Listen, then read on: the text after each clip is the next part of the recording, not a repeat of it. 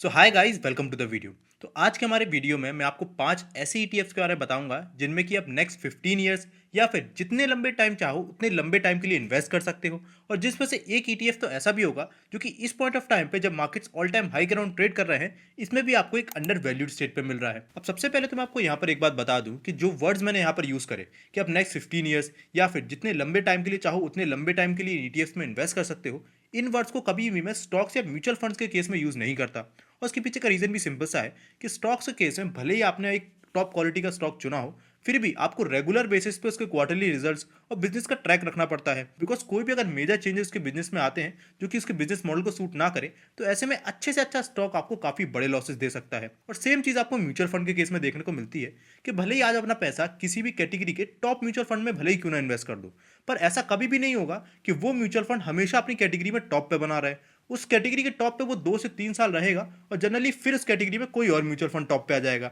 But वहीं ETF के case में आपको ये प्रॉब्लम देखने को नहीं मिलती, बिकॉज ईटीएफ एक पैसिव फंड होने की वजह से इनको कोई फंड मैनेजर एक्टिवली मैनेज नहीं कर रहा होता, जिस वजह से इनकी जो परफॉर्मेंस है उस फंड मैनेजर की स्किल पर डिपेंड नहीं करती। बल्कि जो ईटीएफ होते हैं वो एक पर्टिकुलर इंडेक्स को रेप्लिकेट करते हैं। फॉर एग्जाम्पल, अगर कोई ईटीएफ मिड कैप को रेप्लिकेट कर रहा है तो वो सेम वैसी ही परफॉर्मेंस देगा जैसे कि उस मिड कैप इंडेक्स ने दी है। एंड इसीलिए आप देखोगे कि ईटीएफ के केस में पैसिव फंड होने की वजह से इनमें आपको जो एक्सपेंस रेशियो है वो म्यूचुअल फंड के कंपैरिजन में काफी कम देना पड़ता है और केवल वही चार्जेस पे करने पड़ते हैं जो कि आप किसी भी स्टॉक को बाय या सेल करते वक्त देते हो। अब ये तो हो गए कुछ मेजर एडवांटेजेस कि क्यों लोग ईटीएफ को प्रेफर करते हैं म्यूचुअल फंड वगैरह के कंपैरिजन में। बट मेरा मानना यह है कि जब भी आप किसी एसेट क्लास में इन्वेस्ट करो तो आपको उसके प्रोस के साथ साथ उससे रिलेटेड मार्केट में जो कंसर्न्स है उनके बारे में पता होना चाहिए। और अगर हम पर्टिकुलरली ईटीएफ्स के बारे में बात करें तो इससे रिलेटेड मार्केट में दो मेजर कंसर्न्स है, जिसमें सबसे पहला कंसर्न तो यही है कि हमें ऐसे भी म्यूचुअल फंड्स मार्केट में देखने को मिलते हैं जो कि अपनी सेम कैटेगरी के ईटीएफ से वे बेटर परफॉर्मेंस देते हैं। और लोगों का मानना है कि अगर ऐसे म्यूचुअल फंड में अपना पैसा इन्वेस्ट करते हैं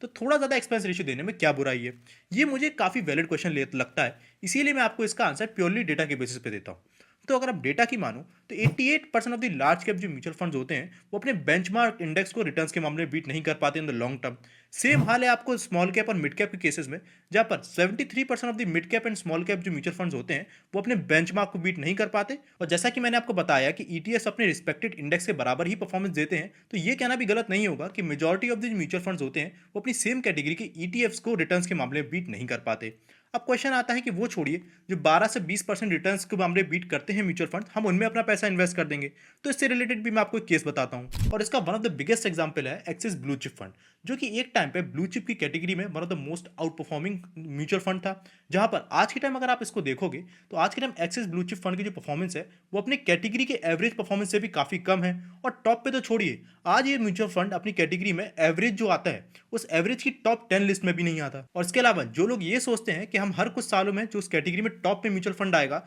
उसमें अपना पैसा शिफ्ट करते आएंगे, उन म्यूचुअल फंड में इन्वेस्ट करने वाले लोगों का जो रिटर्न्स आता है वो एवरेज इन्वेस्टर से भी काफी कम निकल के आता है ना। उसके अलावा सेकंड मेजर कंसर्न आता है लिक्विडिटी का, कि कई सारे ईटीएफ हमें ऐसे देखने को मिलते हैं कि जब आप उन्हें सेल करने जाओगे तो लो लिक्विडिटी के चलते आप उनको उसी सेम प्राइस से मार्केट में सेल नहीं कर पाते। और ये जो कंसर्न है ये मुझे जेन्युइन कंसर्न लगता है, इसीलिए इस कंसर्न को ध्यान में रखते हुए मैंने इस जो पूरी लिस्ट है उनमें ऐसी ही ईटीएफ को सिलेक्ट किया है जिनमें आपको लिक्विडिटी की कोई भी प्रॉब्लम देखने को नहीं मिलेगी, जिनमें आप तब चाहो उस पर्टिकुलर प्राइस पे अपने ईटीएफ को इजीली सेल कर पाओगे। सो वीडियो स्टार्ट करने से पहले मैं आपको रिक्वेस्ट करूंगा कि अगर आपको वीडियो से जरा सी भी हेल्प मिले तो प्लीज अपने 8 सेकंड्स देके वीडियो को लाइक कर दीजिएगा, चैनल को सब्सक्राइब कर दीजिएगा और प्लीज उस बेल आइकन को भी क्लिक कर दीजिएगा। नाउ विद दिस हम आते हैं अपने ईटीएफ की फर्स्ट कैटेगरी पे, जो कि है लार्ज कैप ईटीएफ की कैटेगरी। इधर आपका पैसा इंडिया की टॉप 50 कंपनीज यानी निफ्टी 50 में इन्वेस्ट होता है, इसीलिए आपको अपनी इन्वेस्टमेंट पर एक स्टेबल और कंसिस्टेंट रिटर्न मिलता है। अब मजे की बात तो ये है कि लार्ज कैप कैटेगरी जो ईटीएफ है ये one of the most ignored category बन गई है आज के टाइम पे। और इसके पीछे का रीजन तो सिंपल सा है कि क्योंकि पिछले 1 से 2 सालों में हमें मार्केट में काफी बड़ा बुल रन देखने को मिला है।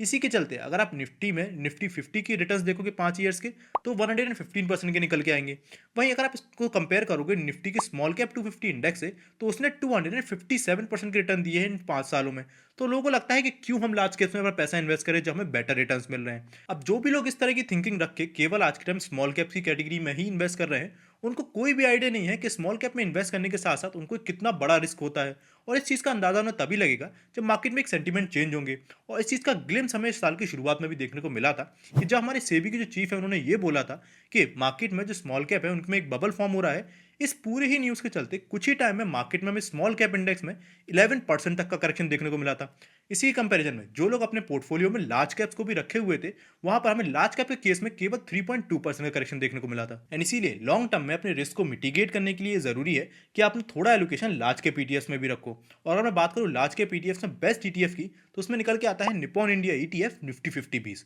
और जिसका सिंबल है निफ्टी 20। अब इधर सिंबल जो मैं बता रहा हूँ उसको प्लीज नोट डाउन करते जाइएगा, बिकॉज जैसा कि मैंने आपको पहले बताया था कि इन ईटीएफ्स को आप स्टॉक्स की तरह बाय या सेल करते हो, एंड इसीलिए इनको बाय करने के लिए भी आपको अपना जो डिस्काउंट ब्रोकर है उधर सर्च के ऑप्शन पर जाके इस निफ्टी 20 में जो मैं सिंबल बता रहा हूँ उसको सर्च करना है, और उसके बाद ही आपको ये ईटीएफ देखने को मिलेगा। और आप में से जितने भी लोगों के पास अभी एक डीमेट अकाउंट नहीं है, उनके लिए मैं डिस्क्रिप्शन में इंडिया के टॉप जो डिस्काउंट ब्रोकर्स हैं उनका लिंक दे दूंगा, तो उनमें से किसी भी डिस्काउंट ब्रोकर में अपना डीमेट अकाउंट आप ओपन कर सकते हो। अब अगर मैं आपको इस ईटीएफ की फर्दर कुछ डिटेल्स बताऊं, तो सबसे पहले अगर आप एयूएम देखो तो करंट में इस ईटीएफ का जो एयूएम है वो 29,000 करोड़ का है, और करंट में इसका जो एक्सपेंस रेशियो है वो केवल 0.04% का है। इसके अलावा अगर आप बात करो रिटर्न्स की, तो लास्ट एक साल में इस ईटीएफ ने 26.56% रिटर्न दिए हैं, और लास्ट 5 ईयर्स में 121% के रिटर्न दिए हैं। इसके अलावा अगर आप बात करो वॉल्यूम की, तो इसमें अच्छा खासा आपको वॉल्यूम देखने को मिल रहा है, यानी आपको बाइंग या सेलिंग करते वक्त कोई भी इसमें प्रॉब्लम नजर नहीं आएगी। अब इसके बाद हम आते हैं अपनी सेकंड कैटेगरी ऑफ ईटीएफ्स पे, जो कि है मिड कैप कैटेगरी। और इस कैटेगरी में आपको जो रिटर्न्स है वो तो लार्ज कैप के कंपैरिजन में एक हायर साइड पे मिलते हैं, बट जो रिस्क है उसमें आपको स्मॉल कैप जितना हाई रिस्क नहीं देना पड़ता। बट अगर आप मिड कैप म्यूचुअल फंड्स और मिड कैप ईटीएफ जो हैं उनको आपस में कंपेयर करोगे, तो उनमें एक बहुत बड़ा डिफरेंस आपको देखने को मिलेगा। और वो डिफरेंस ये है कि अगर आप कोई भी अच्छा मिड कैप म्यूचुअल फंड उठाते हो, फॉर एग्जाम्पल अगर हम quad mid cap mutual fund को देख लें, तो इसमें जो आपकी होल्डिंग्स होती हैं उसमें आपको केवल 50% जो पैसा है वो मिड कैप स्टॉक्स में इन्वेस्टेड रहता है, और मिड कैप फंड होने के बावजूद आपका 40 to 50% जो पैसा है वो लार्ज कैप स्टॉक्स और इवन स्मॉल कैप स्टॉक्स में इन्वेस्टेड रहता है। और जो ये फंड मैनेजर्स हैं वो ये इसीलिए करते हैं जिससे वो आपका जो रिस्क और जो रिटर्न्स है उसको मिटिगेट कर पाएं। एंड इसीलिए मिड कैप जो म्यूचुअल फंड्स होते हैं उनको आप प्योरली मिड कैप फंड्स नहीं बोल सकते। पर इसके कंपैरिजन में अगर आप मिड कैप ईटीएफ्स को देखो, तो इसमें आपका पैसा प्योरली मार्केट कैप के अकॉर्डिंग इंडिया की 101 कंपनी से लेकर 250th कंपनी में इन्वेस्ट होता है, जो कि मिड कैप 150 इंडेक्स के अंदर आती है, और इसमें भी आपको परफॉर्मेंस अकॉर्डिंग टू उस इंडेक्स के ही मिलती है। तो इसीलिए देखा जाए तो आप मिड कैप ईटीएफ की इन्वेस्टमेंट को एक प्योर मिड कैप इन्वेस्टमेंट बोल सकते हो, बट आप मिड कैप म्यूचुअल फंड के केस में ऐसा नहीं बोल सकते।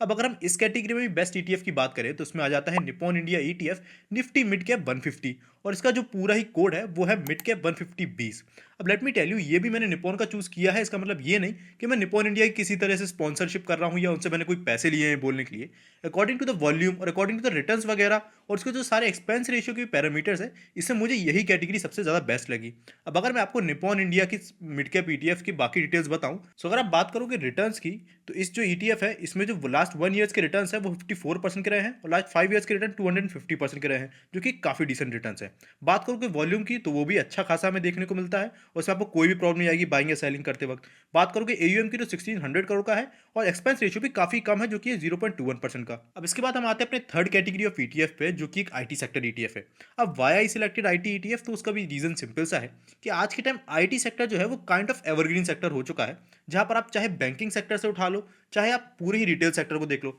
हर जगह टेक्नोलॉजी का जो इंटीग्रेशन है वो जरूरी है, इसीलिए आईटी सेक्टर हर जगह ही फेवरेबल है। पर अगर आज के टाइम आप देखोगे तो आईटी सेक्टर ईटीएफ में आपको एक काफ़ी इंपॉर्टेंट और काफ़ी इंटरेस्टिंग अपॉर्चुनिटी देखने को मिल रही है, और वो ये है कि अगर आप निफ्टी आईटी इंडेक्स को देखोगे,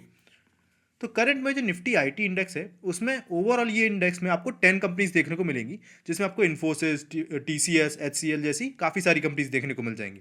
बट इंपॉर्टेंट बात यह है कि अगर आप टॉप 2 कंपनीज को देखोगे, तो इसमें इन्फोसिस और टीसीएस आती है, जो कि अकेले इस आईटी निफ्टी आईटी इंडेक्स में 50% से ज़्यादा की होल्डिंग रखती हैं। यानी इन दो कंपनीज की जो परफॉर्मेंस है उसका काफ़ी अच्छा खासा इंपैक्ट पड़ेगा इस पूरी इंडेक्स की परफॉर्मेंस पे। पर अगर आप इन दोनों ही कंपनीज की परफॉर्मेंस देखोगे पिछले कुछ टाइम में, तो इन्फोसिस के केस में अगर आप देखो, तो इस इन्फोसिस ने जनवरी 2022 में अपना ऑल टाइम हाई बनाया था, और वहाँ से पिछले 3 सालों में कंपनी ने लगभग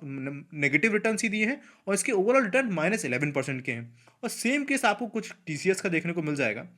जहाँ पर टीसीएस के केस में भी आपको देखने को मिलेगा कि जनवरी 2022 में भी टीसीएस ने ही अपना ऑल टाइम हाई बनाया था, और ये कंपनी का स्टॉक पिछले 3 सालों में केवल अराउंड 3% का ही पॉजिटिव रिटर्न दिया है। यानी आईटी सेक्टर्स में जितने भी 2 टॉप कंपनीज हैं उन दोनों ने ही काफ़ी ज़्यादा अंडर परफॉर्म किया है। और ये केवल केस इंडिया का नहीं है, अगर आप ग्लोबली भी देखोगे तो हायर इंटरेस्ट रेट्स और हायर इन्फ्लेशन के चलते ओवरऑल वर्ल्ड की majority of the IT companies हैं उन्होंने काफ़ी ज़्यादा अंडर परफॉर्म ही किया है। बट वी ऑल नो कि आने वाले कुछ ही मंथ्स में हमें इंटरेस्ट रेट्स कट देखने को मिलेंगे, और जब भी इंटरेस्ट रेट्स कट होते हैं तो ऐसे में हमें आईटी जो कंपनीज हैं उनमें काफ़ी अच्छी रैली देखने को मिलती है। यानी निफ्टी की आईटी जो ईटीएफ्स है उसमें एंटर होने का एक काफ़ी अच्छा टाइम है। तो ऐसे में अगर मैं आपको इस कैटेगरी में भी ईटीएफ बताऊं, तो इसमें भी हमें पिछले दो की तरह ही हमारा जो टॉप ईटीएफ निकल के आता है वो है Nippon India ETF Nifty IT, जिसको कि हम लोग आईटी 20 के नाम से भी जानते हैं, जिससे आप इसको सर्च कर सकते हो। अब अगर मैं आपको इस ईटीएफ के बारे में फर्दर इन्फॉर्मेशन दूं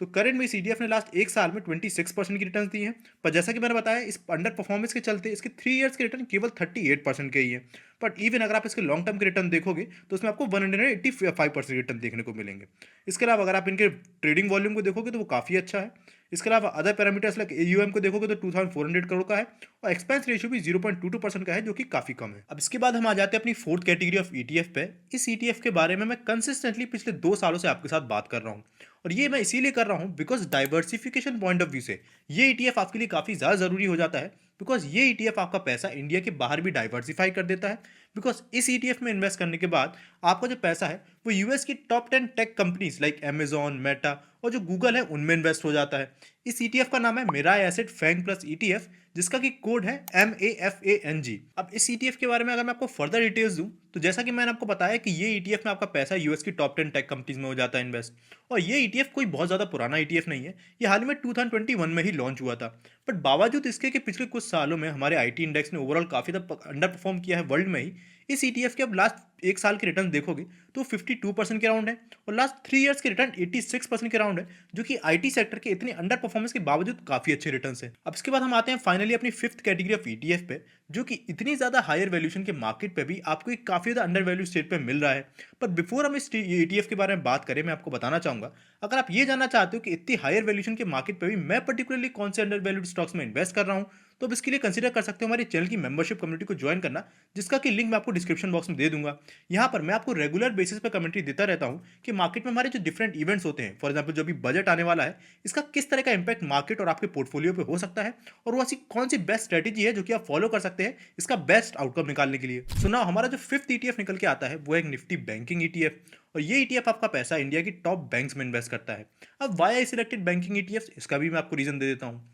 तो अगर आप रिटर्न्स की बात करोगे तो लास्ट एक साल में अगर आप निफ्टी 50 के रिटर्न्स देखोगे तो लास्ट एक साल में उसने 25% के रिटर्न और लास्ट 5 इयर्स में उसने 117% के रिटर्न हमें देखने को मिले। वहीं इसको कंपेयर करोगे निफ्टी बैंकिंग इंडेक्स से, तो बैंकिंग इंडेक्स ने लास्ट एक साल में केवल 15% के रिटर्न और लास्ट 5 इयर्स में भी केवल 76% रिटर्न दिए हैं। और यही रीज़न है कि अगर आप वैल्यूएशन वाइज पी रेशियो भी चेक करोगे तो आज के टाइम पे जो निफ्टी बैंकिंग इंडेक्स का पी रेशियो है वो आपको 16 का देखने को मिल रहा है। वही निफ्टी 50 जैसे इंडेक्स है, इसका पी रेशियो 23 तक टच कर दिया है, जो कि क्लियरली इस चीज़ का इंडिकेशन है कि बैंकिंग इंडेक्स में आपको काफ़ी ज़्यादा अच्छी चीपर वैल्यूएशन मिल रही है। और ये चीपर वैल्यूएशन हमें पिछले 1 से 2 सालों में जो हायर इंटरेस्ट रेट का सिनेरियो में देखने को मिला है, इसी के पीछे देखने को मिल रहा है। सो बैंकिंग ईटीएफ के केस में भी अगर आप बेस्ट ईटीएफ की बात करोगे तो अगेन आ जाता है हमारा निप्पॉन इंडिया ईटीएफ बैंक 20, जिसका कि कोड है बैंक 20। बिकॉज इस ईटीएफ में भी आपको वॉल्यूम वगैरह वाइज और एक्सपेंस रेशियो वाइज बाकी ईटीएफ से ज़्यादा बेटर परफॉर्मेंस देखने को मिली है। इसकी अगर मैं आपको फर्दर डिटेल्स के बारे में बताऊं